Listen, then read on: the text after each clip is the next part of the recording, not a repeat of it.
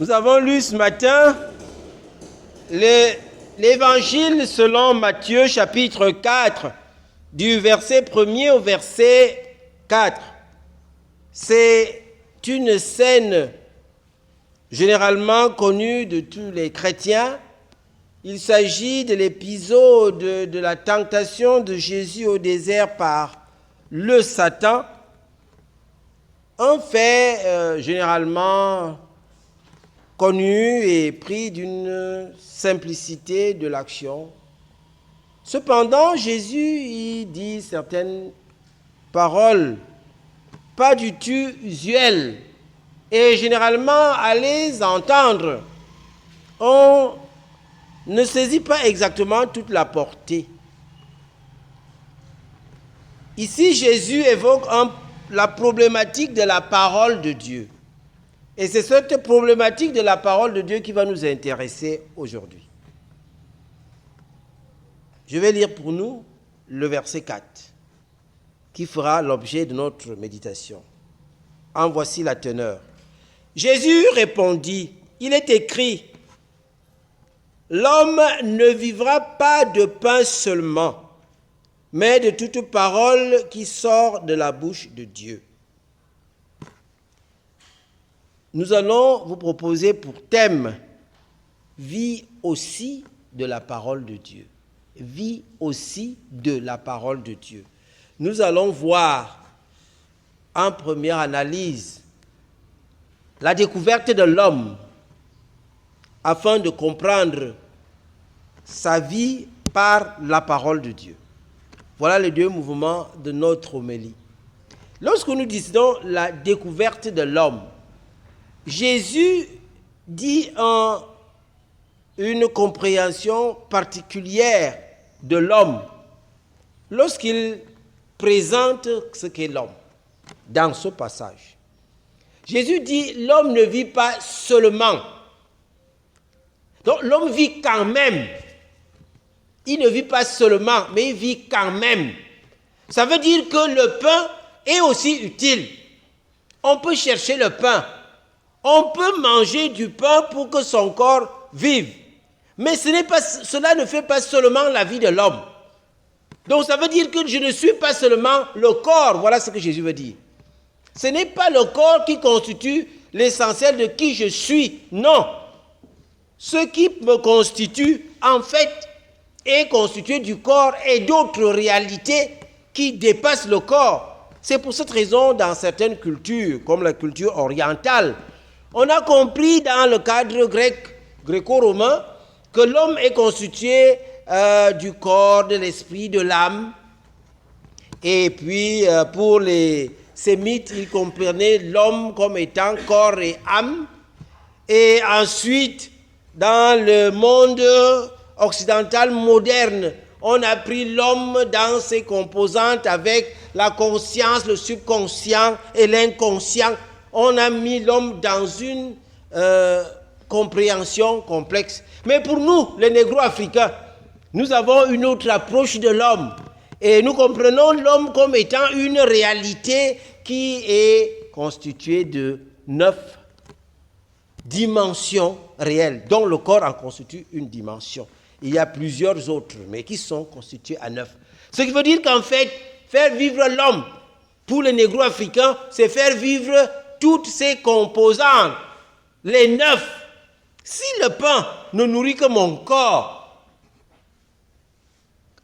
comment le reste sera-t-il nourri? Et s'il n'est pas nourri, comment est-ce qu'il vivra? C'est là le problème réel que les hommes ne se posent pas. Je peux nourrir mon corps, mais est-ce que je suis nourri? Est-ce que ce que je constitue est entièrement alimenté? Je devrais chercher à m'alimenter, moi comme être. Comment est-ce que je serai alimenté? Ça, c'est un peu plus complexe. Revenons un peu dans nos réalités beaucoup plus pratiques et simples. L'homme est caractérisé par quelque chose de spécial. L'homme est caractérisé par le fait qu'il doit choisir. Quel que soit l'homme, la vie de l'homme est basée sur le choix. Tu dois choisir. À tout moment, tu choisis. Et toute ta vie n'est résumée que dans tes choix. Est-ce que je dois me lever? Est-ce que je dois sortir? Est-ce que je dois manger? Est-ce que je dois boire? Est-ce que je dois me vêtir? Est-ce que je dois... Il faut toujours choisir. Est-ce que je dois répondre? Est-ce que je dois me taire? Est-ce que je dois parler? Est-ce que je dois pleurer? Il faudrait toujours choisir. Quel que soit le cas, tu choisiras. Et parce que l'homme est soumis à un choix, il est normal que l'homme sache comment choisir.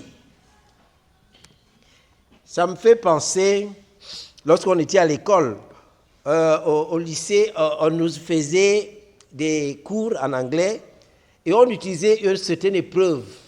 Notre professeur aimait dire multiple choice. Multiple choice. On vous met des textes et à choix multiples. On te donne 3 options. Tu dois choisir une option. Bon. Nous, on disait que c'était de la loterie. Donc, tu ne savais pas que c'était simplement pour connaître. Si tu comprends un peu les leçons de grammaire et d'orthographe qu'il vous a donné, alors c'est pas ça que tu choisis. Donc, tu choisis parce qu'il y a un support avant. Et c'est ce support qui te permet de choisir. On te donne 3 options.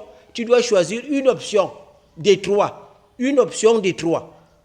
Exactement, c'est ce qui se passe dans la vie. Tu as plusieurs options qui se posent et tu dois choisir. Mais il doit y avoir quelque chose en arrière-fond qui te donne la capacité de choisir. On pose à Jésus une question. Si tu es fils de Dieu, transforme ces pierres en pain. Il a le choix. Est-ce que je dois transformer ça en pain? D'ailleurs que j'ai très faim, je peux manger. Mais est-ce que je dois obéir à Satan? Qu'est-ce que je dois faire au juste? Il doit choisir. Mais il faudrait qu'il y ait un référentiel. C'est par rapport à quoi que je devrais choisir. C'est là le véritable problème de l'homme. L'homme devrait avoir un référentiel. C'est-à-dire, quand je vais choisir, je dois sortir. Quel vêtement je devrais porter? Il y a quelque chose qui me dit quel est le vêtement que je dois choisir pour sortir. Et c'est par ce référentiel que je choisirai mon vêtement. Quel est le modèle de transport que je vais emprunter quand je vais choisir? Je dois aller à tel rendez-vous. Est-ce que c'est nécessaire que j'aille à ce rendez-vous ou pas? Alors, c'est de cette manière que l'homme doit choisir. À cause du choix, l'homme est obligé de chercher un référentiel. Et c'est à cause de ce référentiel qu'il y a la nécessité de la parole de Dieu, qui se présente comme étant le référentiel à patenter, un référentiel à juste titre. Ça veut dire que pour pouvoir connaître comment est-ce que je dois faire une certaine chose, je devais me rapporter à la parole de Dieu. Parce que la parole de Dieu me permet de choisir à merveille ce dont j'ai besoin à l'instant. Pour pouvoir choisir, il faudrait aller trouver quelque chose, un support qui me donne le conseil qui sied, le conseil qui convient avec moi. Et c'est pour cette raison que la parole devient quelque chose de prépondérant et qui permet que nous puissions avoir une capacité. Mais il y a autre chose en dehors du choix. L'homme se présente dans une situation assez conflictuelle. Conflictuelle, c'est l'apôtre Paul qui présente cette situation dans Romains. Il dit que la difficulté de l'homme, c'est que ce que j'aime, je ne peux pas le faire. Et ce que je n'aime pas, je le fais.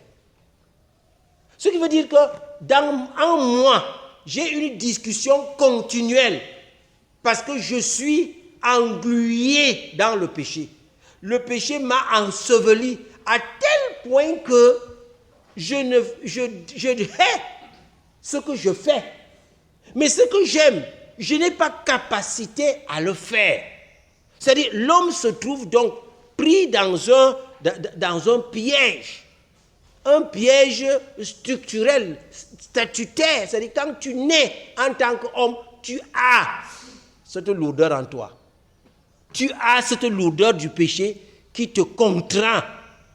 Tu vis dans un monde où le péché a alourdi l'existence, à tel point que tu ne sais pas comment faire pour pouvoir agir, à tel point que tu te poses tout un autre problème. C'est-à-dire, comment résoudre ce problème? Ce qui fait qu'en fait, je peux bien me nourrir, je peux bien faire tout ce qu'il faut pour que le corps soit à l'aise.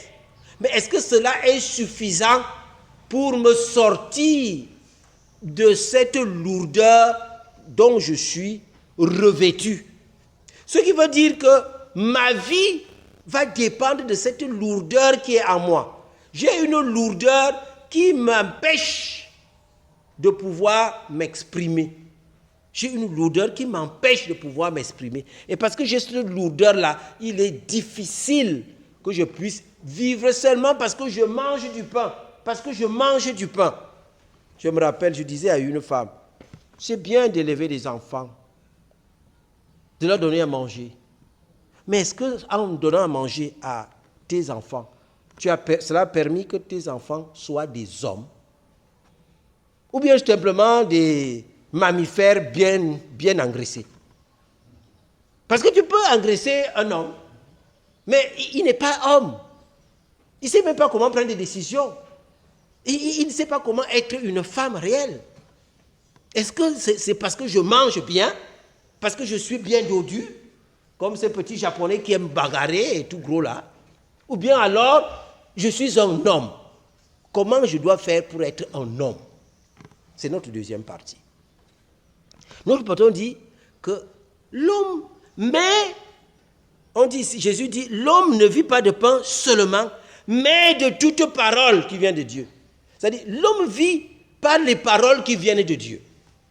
Ce sont ces paroles-là qui vont faire en sorte qu'on puisse arriver. Mais il faudrait comprendre ce qu'est la parole de Dieu.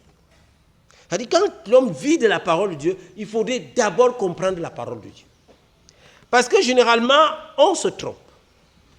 On se trompe quand on croit que la Bible est la parole de Dieu. La Bible est la parole de Dieu. Non. La Bible n'est pas que la parole de Dieu. Il y a la parole de Dieu, mais il y a autre chose aussi. Il y a l'histoire d'un peuple qui est là-dedans. En dehors de l'histoire d'un peuple que nous lisons, la Bible raconte d'autres choses qui ne regardent même pas le peuple. C'est-à-dire, c'est toute une civilisation ancienne qui est en train d'être véhiculée. En dehors de ce fait, la Bible nous relate comment est-ce que l'histoire s'est passée à un certain temps qui ne regarde pas seulement le peuple d'Israël, mais l'environnement, quand il a été pris en otage et tout ce qui se passe. Mais aussi, il y a d'autres faits qui ne relatent même pas les faits humains. Nous voulons dire d'une manière réelle, c'est que la parole de Dieu, c'est toute une autre réalité. La parole de Dieu, c'est au-delà d'être des expressions, des pensées. Il faudrait comprendre que la parole de Dieu constitue en fait un être, des êtres spécifiques, une expression réelle de Dieu. C'est pour ça qu'on dit, au commencement était la parole. La parole était avec Dieu et la parole était Dieu. Ça veut dire que la parole de Dieu, c'est toute une autre réalité. C'est une réalité personnifiée et personnifiable. Je voulais dire que la parole de Dieu, par la Bible, on y arrive. La parole de Dieu est cachée et il faut chercher à arriver à la parole de Dieu. Tu devrais faire le nécessaire pour arriver à cette parole de Dieu. Et c'est pour cette raison que le psaume que nous avons lu, le psaume 119, enrichit l'homme dans la connaissance de la parole de Dieu, pour comprendre comment est la parole de Dieu et comment est-ce qu'on peut y arriver. Je devrais faire un travail pour arriver à la parole de Dieu. La Bible m'aide pour arriver à la parole de Dieu. C'est pour ça qu'on dit que la Bible contient la parole de Dieu. Je peux, par la Bible, arriver à la parole de Dieu. Et c'est parce que j'aurais fait ce qui est nécessaire pour arriver à la parole de Dieu que je pourrais donc dire, une fois arrivé à la parole de Dieu, que je vivrai par elle. Si je n'arrive pas à la parole de Dieu, c'est-à-dire si je ne rencontre pas l'être qui exprime la parole de Dieu, qui exprime le savoir référentiel, alors je ne pourrai pas dire que je suis arrivé à la parole de Dieu. Il faudrait un travail préliminaire pour arriver à la parole de Dieu. Ce n'est pas un travail moindre, c'est un travail harassant.